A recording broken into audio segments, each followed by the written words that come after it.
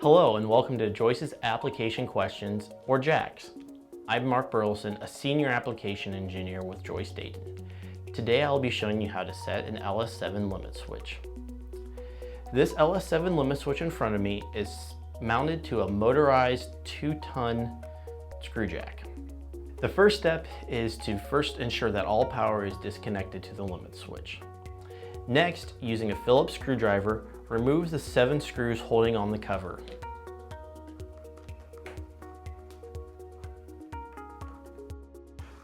Next, remove the insulation that is covering up the limit switches.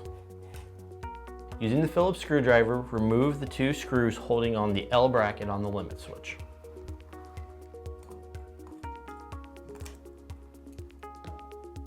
Next, using your hand, rotate the 2 cams to the center of the shaft inside the limit switch.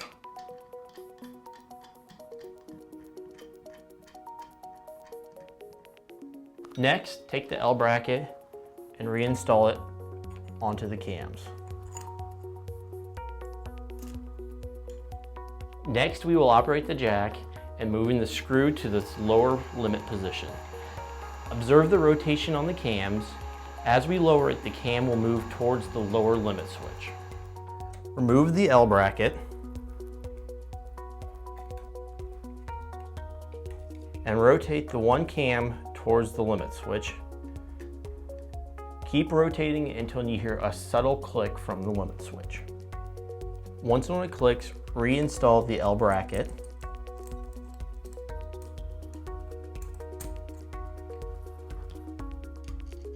Using a black marker, put a dot on the cam to indicate its position.